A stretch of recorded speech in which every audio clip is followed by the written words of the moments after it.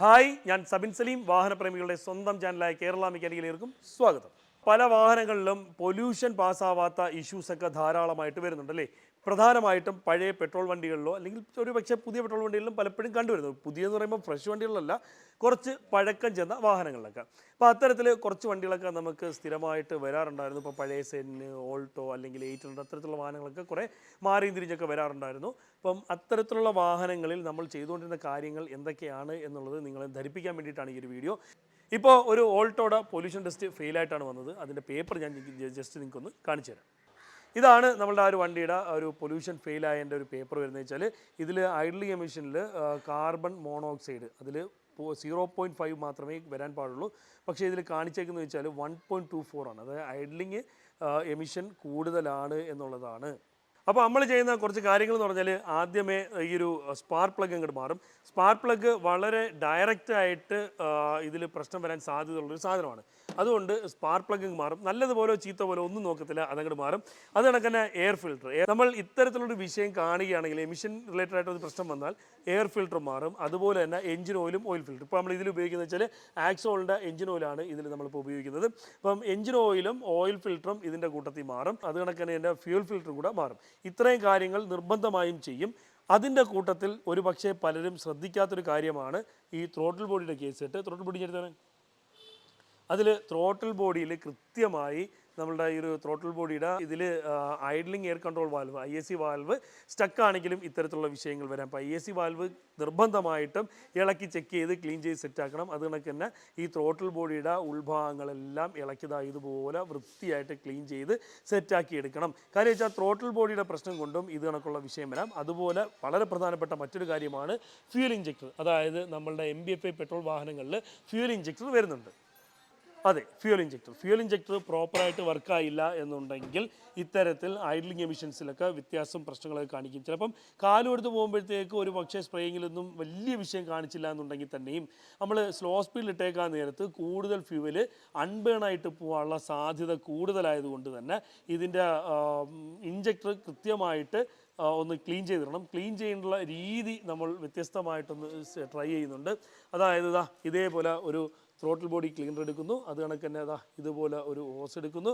ആ ഒരു ഹോസിൽ ത്രോട്ടിൽ ബോഡിയുടെ ആ ഒരു ചെറിയ പൈപ്പ് കയറ്റി വെച്ചിട്ട് ഇതിൻ്റെ അകത്തുള്ള ആ ഒരു കോയിൽ സെറ്റ് വർക്ക് ചെയ്യിപ്പിക്കാൻ വേണ്ടിയിട്ട് നമ്മൾ ഒരു ലൈനും കൊടുത്തിട്ടുണ്ട്. ഇനിയിപ്പം ജസ്റ്റ് നമുക്കൊന്ന് ക്ലീൻ ചെയ്യാം. അതിപ്പം ആദ്യമേ വന്നതുണ്ടോ, വലിയ തുള്ളിയില്ലാതെയാണ് വരുന്നത്. ഇതിൽ ഉള്ളിൽ അഴുക്കുണ്ടായിരുന്നു, കാണാൻ പറ്റുമെന്ന് അറിയാൻ വേണ്ട. ഇത് കണക്ക് ഓക്കെ. അത് പ്രോപ്പറായിട്ട് വർക്കല്ലായിരുന്നു കേട്ടോ. ഇപ്പം വർക്കായി വരുന്നു.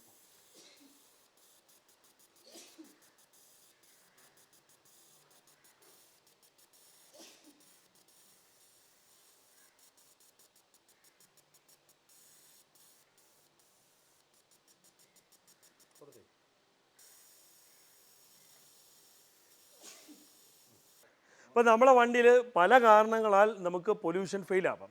ഒരു പക്ഷേ പ്രധാനപ്പെട്ട കാരണങ്ങൾ ഇത് തന്നെ ആയിരിക്കും. അതായത് ഞാൻ നേരത്തെ കാണിച്ചു തന്നെ സ്പാർക്ക് പ്ലഗ് പ്രോപ്പറായിട്ട് വർക്കായില്ല എന്നുണ്ടെങ്കിൽ അൺബേൺ ഫ്യൂൽ ഉണ്ടാകും. എയർ ഫിൽട്ടർ ബ്ലോക്ക് ആണെങ്കിൽ ഉറപ്പായിട്ടും ഇൻടേക്ക് എയർ കുറയുകയും അൺബേൺ ഫ്യൂവൽ കൂടുതലായിട്ട് ഉണ്ടാകാനും സാധ്യതയുണ്ട്.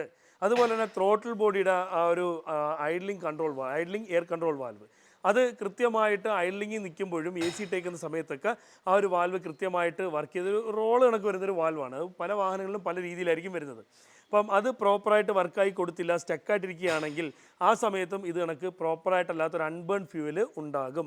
അതുപോലെ തന്നെ നമ്മുടെ വാഹനത്തിൽ വരുന്ന ഇഞ്ചക്ടറും പ്രോപ്പറായിട്ട് വർക്കായില്ല എന്നുണ്ടെങ്കിൽ ഇത് കണക്ക് അൺബേൺ ഫ്യൂവൽ ഉണ്ടാകും എന്നുള്ളതാണ്. അതായത് ഷാർപ്പായിട്ട് അത് ഒരു ഫ്യൂവലിനെ ഇഞ്ചക്റ്റ് ചെയ്തില്ല എന്നുണ്ടെങ്കിൽ, തന്മാത്ര രൂപത്തിൽ പ്രോപ്പറായിട്ട് ഇഞ്ചക്റ്റ് ചെയ്തില്ല എന്നുണ്ടെങ്കിൽ തീർച്ചയായിട്ടും ഇത്തരത്തിലുള്ള പ്രശ്നങ്ങളുണ്ടാകും. ഇപ്പോൾ ഇത്രയും കാര്യങ്ങൾ ഇതിപ്പം ക്ലീൻ ചെയ്യുന്നത് ഇതിൻ്റെ റെയിലാണ് കേട്ടോ. അതായത് ഈ ഒരു ഫ്യൂൽ ഇഞ്ചക്ടർ വരുന്ന റെയിലും കാര്യങ്ങളൊക്കെയാണ്.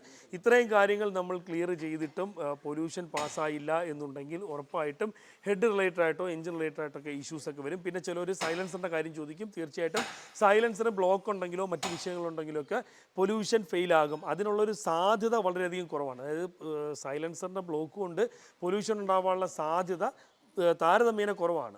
കൂടുതൽ സാധ്യത വരുന്ന ഭാഗങ്ങൾ ഈ കാണുന്നതൊക്കെയാണ്. നമുക്കിനി ഇതെല്ലാം വെച്ച് സെറ്റ് ചെയ്തിട്ട് കൊണ്ടുപോയി ടെസ്റ്റ് നടത്തി നോക്കാം. അപ്പോൾ നമ്മൾ ഈ വണ്ടിയുമായിട്ട് നേരെ പൊല്യൂഷൻ ചെക്ക് ചെയ്യാനായിട്ട് പൊയ്ക്കൊണ്ടിരിക്കുക. നോക്കാം ടെസ്റ്റ് പൊല്യൂഷൻ പാസ്സാവുമോ ഇല്ലയോ എന്നൊക്കെയുള്ളത്. വേറെ എന്തെങ്കിലും വിഷയങ്ങൾ ഇനിയിപ്പം എഞ്ചിൻ റിലേറ്റഡ് ആയിട്ടുള്ള എന്തെങ്കിലും പ്രശ്നങ്ങളൊക്കെ വരണം. ഇപ്പം സൈലൻസർ പുതിയതാണ്, സൈലൻസർ ലീക്ക് ആയതുകൊണ്ടാണ് കേട്ടോ മാറ്റിയത്, അല്ലാതെ പൊല്യൂഷൻ്റെ പ്രശ്നം കൊണ്ടല്ല സൈലൻസർ മാറിയത്. ഇനിയിപ്പം പിന്നെ നോക്കാനുള്ള കാര്യം എന്ന് വെച്ചാൽ അതിൻ്റെ ഒരു സ്പാർക്ക് പ്ലഗിൻ്റെ വയറ് കംപ്ലൈൻറ്റ് ഉണ്ടായിരുന്നു. പിന്നെ ഇതെല്ലാം കഴിഞ്ഞ് സ്റ്റാർട്ട് ചെയ്ത് ഇറങ്ങിയിരിക്കുമ്പം ഈ സാധനത്തിന് ഭയങ്കര ഒരു മിസ്സിങ് ഫീൽ ചെയ്ത് ചെക്ക് ചെയ്തപ്പോഴത്തേക്ക് ഒരു സിലിണ്ടർ പ്രോപ്പർ വർക്കല്ല. അങ്ങനെ അവസാനം ഓരോന്ന് ഇപ്പോൾ നമ്മൾ ഇഞ്ചക്ടർ ക്ലീൻ ചെയ്തിട്ടു, അതൊക്കെ ഓക്കെയാണ്. കോഡ് വെയർ അതിൻ്റെ കംപ്ലൈൻറ്റ് ഉണ്ടായിരുന്നു, ലീക്ക് ഉണ്ടായിരുന്നു. അപ്പം അത് നമ്മൾ കറക്റ്റ് ചെയ്തിട്ടുണ്ട്. പിന്നെ വാൽവ് ചെക്ക് ചെയ്തപ്പോഴത്തേക്ക് ഇത് നേരത്തെ എപ്പോഴോ പണിഞ്ഞിട്ട് വാൽവ് ടൈറ്റ് ചെയ്തിട്ടിരുന്നതാണ്. അപ്പോൾ വാൽവ് ലൂസ് ചെയ്ത് അതും കറക്റ്റ് ചെയ്തിട്ടുണ്ട്. കൃത്യമായിട്ട് ആ ഒരു സിലിണ്ടർ വർക്കാവുന്ന കണ്ടീഷനിലാക്കിയിട്ടുണ്ട്. ഇനിയിപ്പം നോക്കാം ടെസ്റ്റ് പാസ്സാവില്ലയോ എന്നുള്ളത് നമുക്ക് നോക്കാം. അങ്ങനെ നമ്മളെ വണ്ടിയുടെ പൊല്യൂഷൻ ടെസ്റ്റൊക്കെ കഴിഞ്ഞിട്ടുണ്ട്. കുറച്ച് തിരക്കും പിന്നെ സ്പെയർ പാർട്ട് ഷോപ്പിൽ, അതിൻ്റെ തൊട്ടടുത്തുള്ള സ്പെയർ പാർട്ട് ഷോപ്പിൽ കുറച്ച് സ്പെയർ എടുക്കാൻ പോകണമായിരുന്നു. അങ്ങനെയൊക്കെ ആയതുകൊണ്ട് അവിടുന്ന് പ്രത്യേകിച്ച് വീഡിയോസും കാര്യങ്ങളൊന്നും എടുക്കാൻ പറ്റിയിട്ടില്ല. അതിൻ്റെ റീഡിങ്ങും കാര്യങ്ങളൊക്കെ കാണിച്ചു തരാം. അവിടെ 0.0 ആയിട്ടുണ്ട് കേട്ടോ.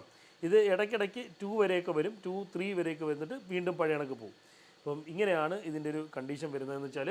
അപ്പം എന്തായാലും നിങ്ങളെ വണ്ടിയിൽ ഇത്തരത്തിൽ പൊല്യൂഷൻ പാസ്സാവാത്ത എന്തെങ്കിലും വിഷയം വരികയാണെങ്കിൽ കുറച്ചധികം കാര്യങ്ങൾ ശ്രദ്ധിക്കേണ്ടതുണ്ട്.